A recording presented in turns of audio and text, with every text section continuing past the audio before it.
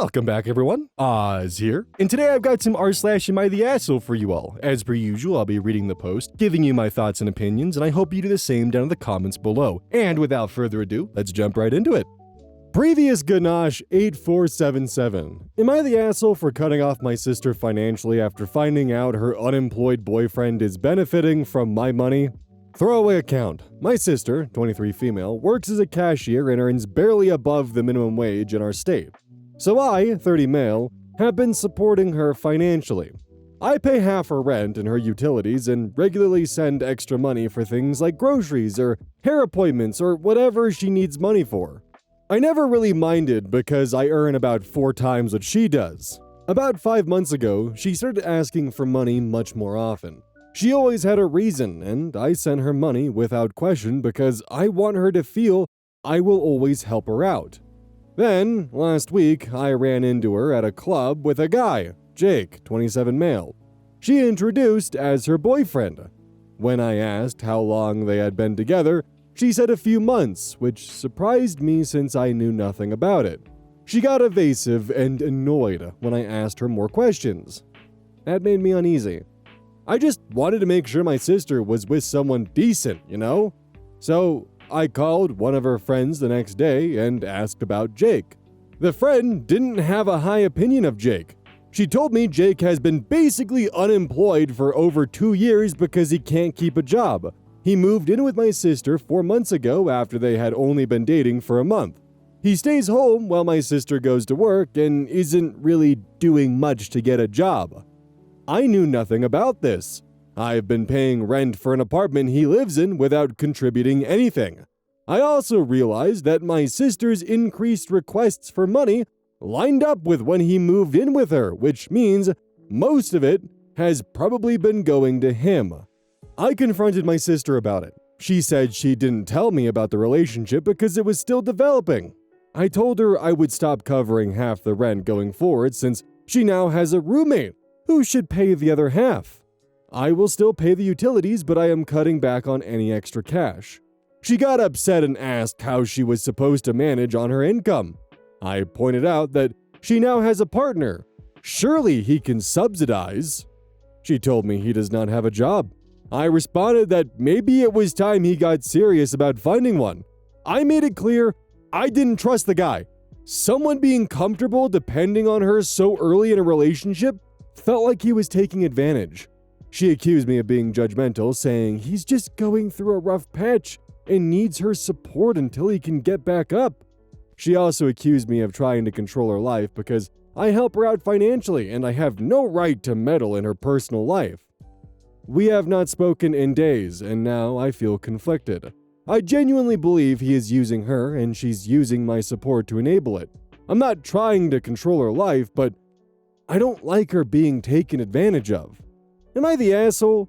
Edit. Apparently people are shocked that I give her so much support. My sister and I got closer following the death of our parents a few years ago, and I've taken care of her since. I've never minded until now, but perhaps it's time she learns to find her own footing. Update. 2 months later. I don't know if anyone still cares, but it's been almost 2 months since my first post, and thought I would post an update after recent developments because a couple of people have been asking me about it. Following my post and your comments, I decided to follow through with my decision to stop paying half the rent for my sister, as well as half the utilities. It was a terrible feeling, honestly. I felt like I was failing the promise I made to her to always be there for her after our parents' death. I tried texting her a couple of times to check on her, but her answers were always very cold and passive-aggressive about just how happy she was with her homosexual boyfriend. Yeah, thanks for the term, Reddit. I resorted to getting updates from her friend, the one who told me about Jake, until my sister found out and crashed out on her and called her a traitor. Apparently, Jake convinced her to cut her friend off for being toxic, and she did. She called me and told me to stop trying to meddle in her life since I refused to help her anymore. I decided to give her the space she wanted, and I didn't hear anything from her over the last 3 weeks or so. But a week ago, her friend called me and told me my sister was at her place and she needed me. She gave me a rundown of what happened. My sister and Jake broke up after weeks of arguments over Jake's spending habits and the fact that he still didn't have a job. She found out he'd lied about applying to a few jobs and confronted him about it. During their fight, he shoved her to the ground. I would like to say this is the point she came back to her senses, but that's not what happened. She allowed him to sweet talk and guilt trip her until she returned from work to find him trying to sneak another woman out of the apartment. When she confronted him, he got aggressive towards her again, and she finally told him to get out. Jake refused because he apparently has occupant rights after having lived there for so long, 7 months. So she left and went to her friend's place, which was when she told her everything. I drove over there immediately. My sister could barely look at me because she was ashamed. She kept apologizing for not realizing I was only trying to protect her, and I told her to stop. She brought up how Jake wouldn't leave, and I told her we could file a restraining order against him for the assault. She didn't want to do it at first, but we managed to convince her that that was the fastest way to get him out of the apartment. We went and had the order filed the next day, and we were granted a temporary protective order. Thankfully, Jake didn't try to fight it after it was served to him, though I suppose he didn't have a choice. It's been a calm few days, and we've since had a conversation about what comes next.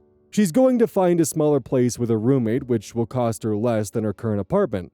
I'm not going to subsidize her monthly anymore, but I'm not abandoning her either. I'll help her out if it's something she's genuinely having difficulty handling herself, but she has to try to live within her means. I don't think she was happy about it, but she accepted. I also mentioned that if she would like to go back to school and better her job prospects, I would help her out. She says she'll consider it. Sorry for the long post, but writing this was very therapeutic for me. Thanks for all the advice on my first post. Hopefully my sister has matured a bit from this experience. Honestly, if I were to guess, I would say this isn't Jake's first rodeo. He probably does this pretty often, where he'll drift around, find a place to live for a little bit, then when he gets evicted, well, I have tenants' rights, and then use that 30 days to find the next person for him to kind of just repeat the cycle with. It also very much sounds like Jake was the kind of guy who was 100% willing to manipulate and convince OP's sister that, well, they just don't understand our love, so you should start cutting ties with them, so we can be closer and not have to worry about them trying to meddle in our relationship. Purposely going through and convincing OP's sister to begin cutting ties with people who don't understand it. Just so that way he can get a couple extra months of pulling the wool over her eyes so he has a place to stay at for a bit longer. All while he refuses to get a job and lives off of someone else's dime. The sister was 23. I've been there. I've dealt with this. Not with dealing with Jake the homosexual, but making really poor relationship decisions. She's young, she unfortunately learned the very hard way, and thankfully OP is willing to forgive her and work with her, but also, I'm not gonna subsidize half your life anymore. You're gonna have to start figuring things on your own, but I will still be here if you need me. Name Am I the Asshole? Am I the asshole? My girlfriend is angry that I call my friend by his real name.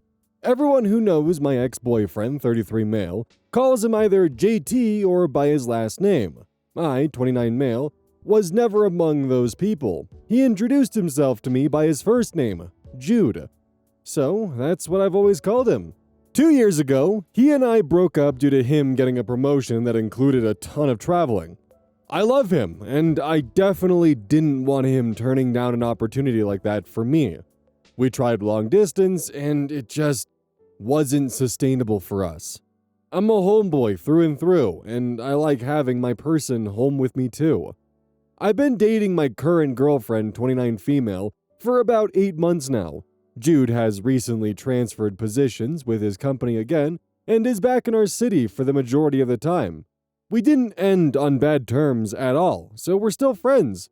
My girlfriend always said she was fine with that. After a group outing with him, my girlfriend, and some other friends, she asked why I call him something different than everyone else. This has since turned into a multi-day argument where she claims that calling him by his first name when no one else does is too intimate.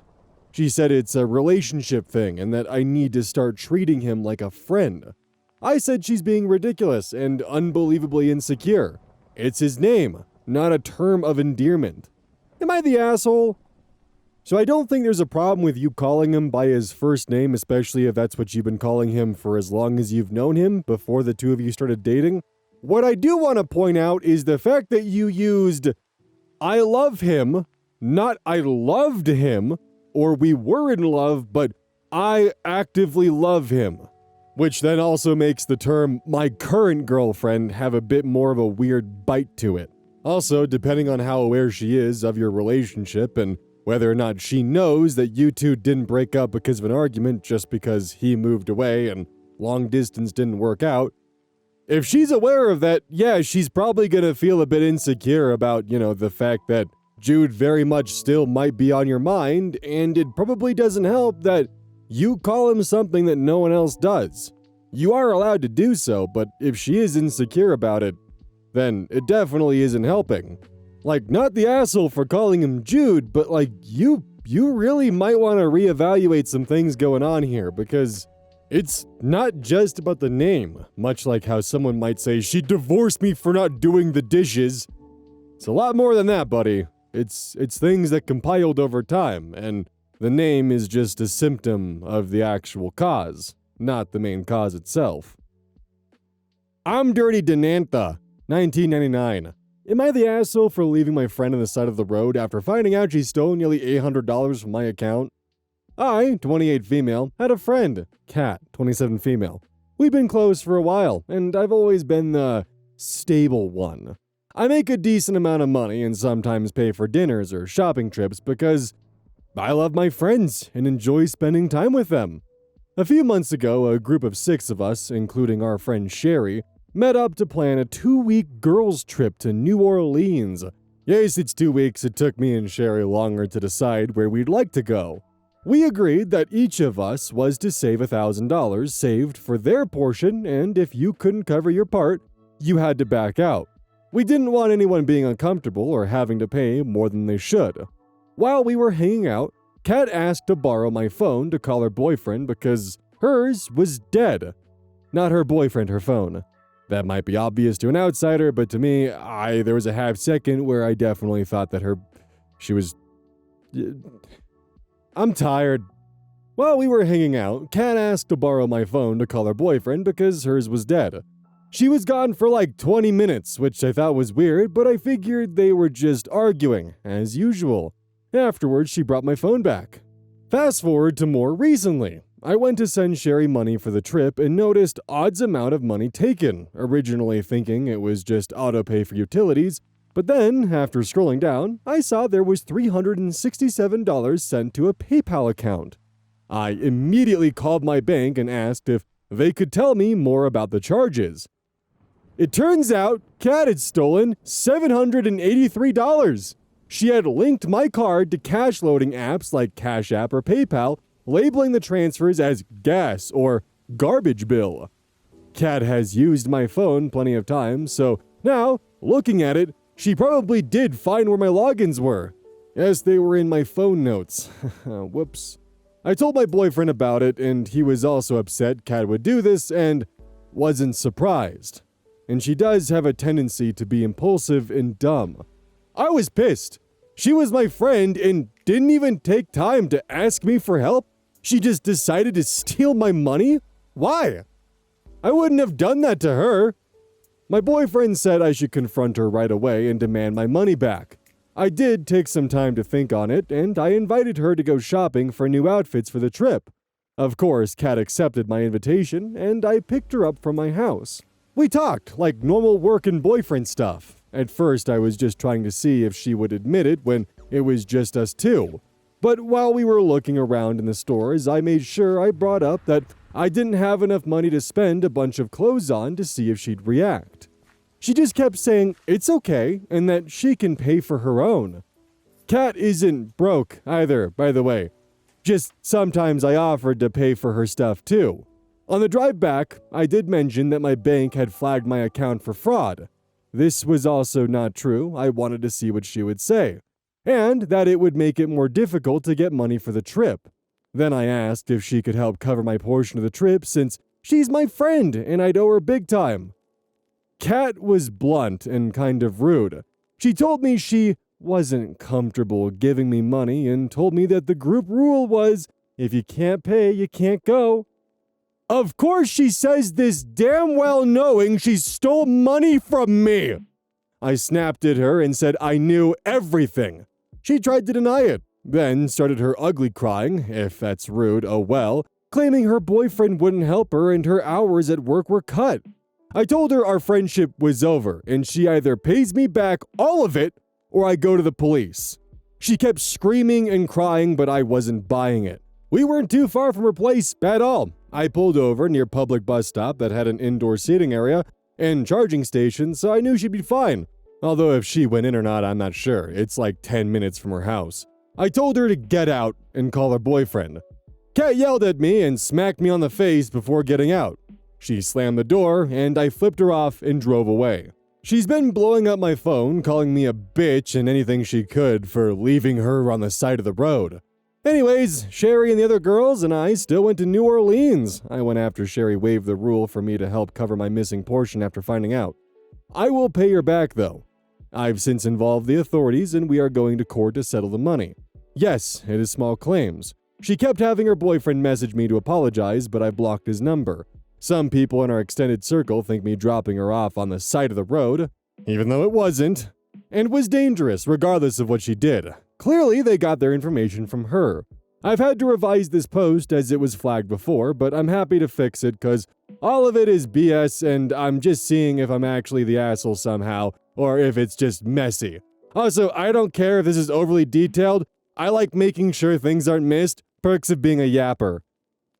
Yeah, definitely not the asshole because she felt like absolutely nothing about the situation. Like, oh, well, that's too bad for you. Sorry you can't afford this even though, the reason you can is because I stole money from your accounts.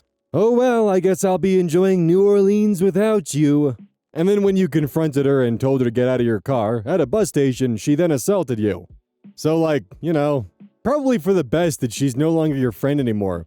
Also, on a side note, because of my exhaustion, I was like, oh shit, I gotta be careful about that because all my apps on my phone use Face ID to get in. So what if someone gets my phone? They just have easy access to get to my banking apps and stuff like that because two-factor authentication, it just sends right to the phone.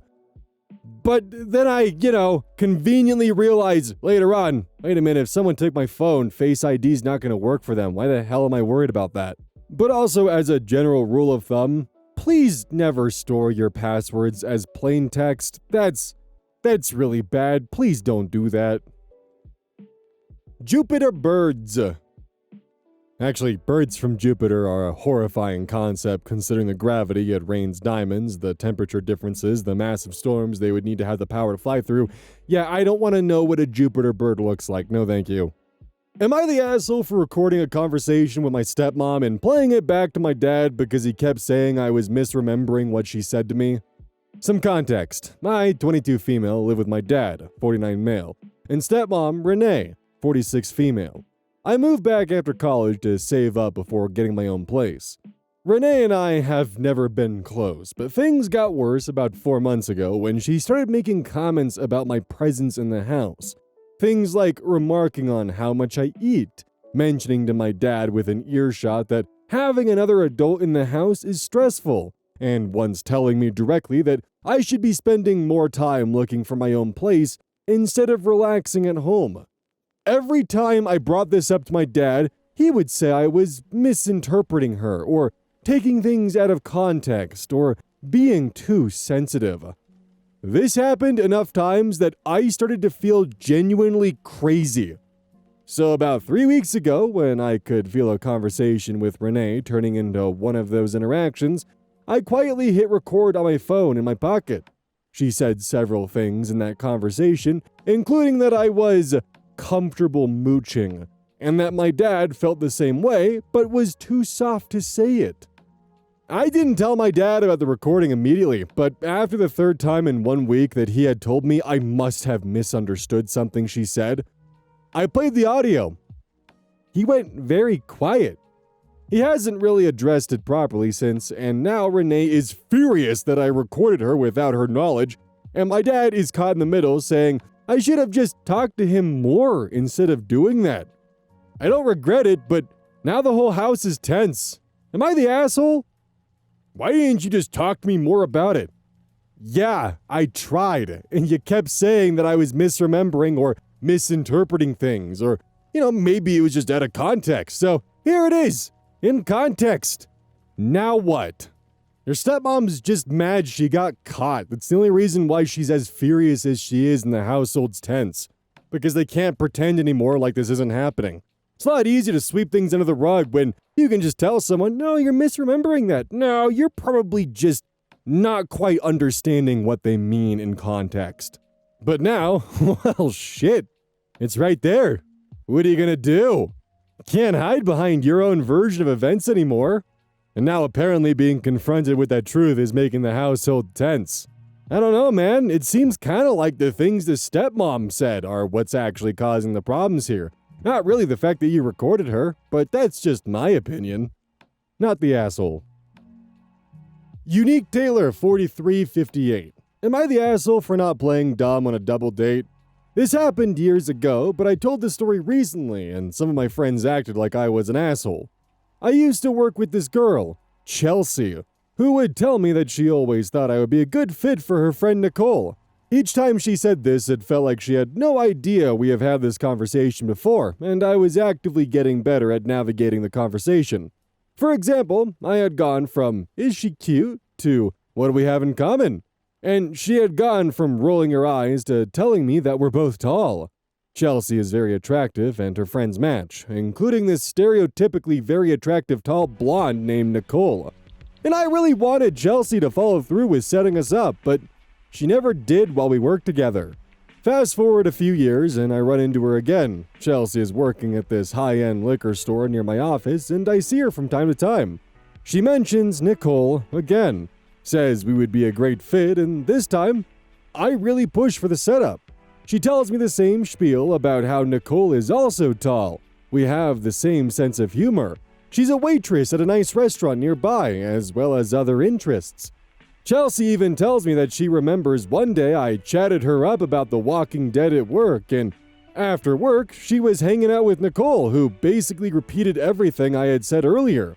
We exchanged numbers, and later that day, she tells me a time and place. The plan is for Chelsea, her fiancé, Nicole, and myself. I creep her social medias, and it's pretty obvious it's the wildly out-of-my-league Nicole. The morning of, she tells me we need to postpone. It sucks, but it happens, and we schedule it for the following week. Same place. I come prepared. New haircut, new outfit, studied the menu, everything I could think of to put my best foot forward. And I'm introduced to a very different Nicole. This Nicole is short, fairly overweight, works at a daycare. I can tell from everyone's reaction that I am visibly disappointed. I decide to go through with the date, but I just keep bringing the conversation back to what I knew about her, asking questions like, when did you get bored of The Walking Dead? How long have you been a waitress? And, oh, Chelsea mentioned you've been friends since you were kids? Chelsea was trying her best to talk her way around it, but Nicole was visibly upset. The girls went to the bathroom and the fiancé asked me what the fuck I was doing, and I told him Chelsea obviously meant to set me up with someone else. He said she did, but Nicole kept asking to postpone and clearly wasn't interested, so she found someone else more in my league. I gave him a sharp look, and he followed with, okay, she found another Nicole. Reddit has deemed this post as everyone sucks, and I definitely agree. Except for New Nicole. New Nicole did not deserve this. She was promised a double date and then found out that she was a fill-in for another Nicole, and the person she was supposed to be on a double date with is now visibly disappointed and kind of mocking her, all while Chelsea's dancing around it, and the whole situation is just a goddamn train wreck. Like, from OP poking and prodding and actively asking Nicole questions that he knows only applies to the other Nicole to simultaneously embarrass Chelsea but put Nicole down. I don't know why he was doing that when he obviously knew that this wasn't the right Nicole. Like, you weren't really not playing dumb, you were just actively being kind of mean. And then on top of that, Chelsea pulling whatever the fuck this was in the comment from the fiancé. Just everyone sucks here. Except for Nicole. She didn't deserve this. Codio 2000. Am I the asshole for asking my wife not to let our infant stand directly beneath boiling water on the stovetop? My wife was just cooking noodles on the stovetop. Our 11-month-old daughter was standing against the oven, directly under the stovetop, where there was a pot with boiling water. I asked my wife if we could please not have the kids be directly underneath when we're boiling water, and she got upset with me. She accused me of projecting my fears onto her and not letting her cook the way she wanted to cook. She said the kids could get hurt a million other ways, and this was no different. Edit. I picked up and moved my daughter as soon as I came in the kitchen, important detail to leave out of the original post I see now. This all led to a bigger fight. I'm pretty worked up. So, the way that I see it, there's only two outcomes here, and in either one, OP is not the asshole. 1. The wife is being argumentative for the sake of argumentative because she's embarrassed that she's letting her infant child be near a pot of boiling water, and now needs to prove that actually no, she is a good parent and she is being safe, and there's nothing to worry about, and you're just projecting your fears. Or 2, she genuinely doesn't understand why it's not a good idea to have an infant below a pot of boiling water.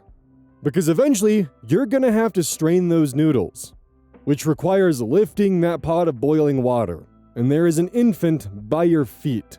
There is a lot of room for things to go wrong.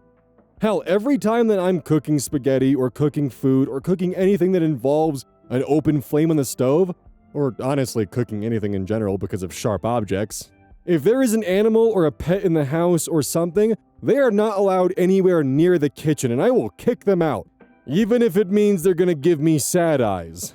Because the last thing I want is to trip over said animal and spill the pot of boiling water.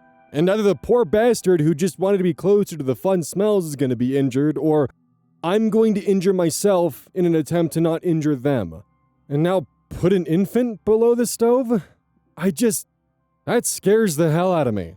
The thing is, it's not even a slight against your ability to be safe. It's called an accident for a reason, because sometimes shit happens, and all you can really do is do your best to make sure that the accident is as mitigated as possible. Whether it's a car seat, whether it's a seatbelt, whether it's the infant noggin protectors you put against the corners of countertops. Accidents happen, and it's our preparation that turns them into nothing more than a learning experience. Jolly Relationship 31. Am I the asshole for not getting a gift for someone who watched my cat? I, 24 female, asked my friend, 25 female, if she could watch my cat for a weekend while I was out of town for a wedding. It was about 2.5 days total. My cat is pretty low maintenance. My friend lives only about 10 minutes away and said, yes, pretty casual when I asked. Like it wasn't a big deal. Before I left, I stocked everything up and made it as easy as possible. I also told her she could hang out at my apartment, use my streaming services, snacks, whatever. When I got back, I thanked her and told her I really appreciated it. A few days later, she made a comment like, usually people at least bring back a gift or something when someone pet sits for them. I was kind of caught off guard because she never mentioned expecting anything beforehand. I didn't think of it as a paid or formal favor, more like a normal friend helping another friend out. Now I'm wondering if I accidentally broke some kind of unspoken rule. Some of my friends say a thank you is enough, but others say it's common to bring back a small gift or dinner as a thank you. Am I the asshole for not getting her a gift after she watched my cat for the weekend? Oh god, brain hurty for the nuance here. Okay, so I don't think OP is an asshole, but I do think they did kind of break an unspoken rule here and it makes them an asshole, because if your friend is doing pet sitting for free, my first reaction would be like, okay, well, I'm gonna get them I'll pay for a tank of gas, or I'll get them dinner, or I'll do something for them to show appreciation beyond just a thank you.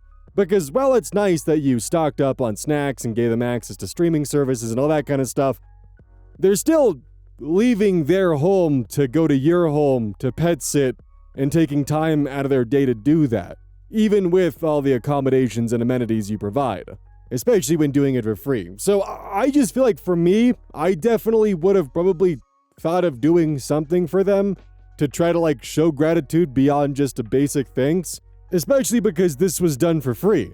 There's a comment from OK Pomegranate 4395, which kind of puts things in a pretty well-organized format. It is very common to give a small gift or dinner or pay someone for pet sitting. More than that, this post is downplaying what she did and shows that you might not have a lot of practice in showing your appreciation. Point 1. My friend lives only about 10 minutes away, which means each trip to watch your cat involves 20 minutes of travel. That's not crazy, but it's not the same as living next door to someone. Point 2. My cat is pretty low maintenance. Low maintenance for a cat is not the same thing as no maintenance. To you, a cat owner who loves her cat, feeding and litter boxing doesn't feel like a lot, but that's because it's part of your everyday. Look at it from someone else's perspective. Cat food smells gross, and the litter box contains poop. Point number 3. I stocked up on everything. What is everything? I've had friends do this, but they specifically picked out something they knew I would like and left it on the table with a note for me. If you just stocked up on things you like, then that's not doing something nice for your friend. Point 4. I also told her she could hang out at my apartment, use my streaming services, snacks, whatever. Okay, is that something she wants? Like, if you knew she had terrible roommates and would like a place to get away, that might be a really kind thing to offer, but she might not want to hang out and watch movies at your apartment. She could hang out at her own place with her own snacks. She might have other plans, so even if she wants to lounge around and pet your cat for the afternoon, it might not be an option. I'm going to judge that you're the asshole, but you can salvage this. You just have to apologize and maybe get her a late thank you gift, like a nice candy or snack food or flowers. I'm not sure exactly what happened here, but you're young. You can just honestly say that you didn't think about how to show your appreciation and that you're glad she said something so you can make things right. So while it does seem that my initial reaction for how I would have approached this seems to be common within the comment sections on this Reddit post, what about you, the humble commenter? If you were asking someone to pet sit for you for free and they agreed, would you get them a gift or some kind of form of appreciation? Or, vice versa, if you were pet sitting for someone for free, would you expect some kind of sign of appreciation, whether it's a gift, a dinner, or something along those lines?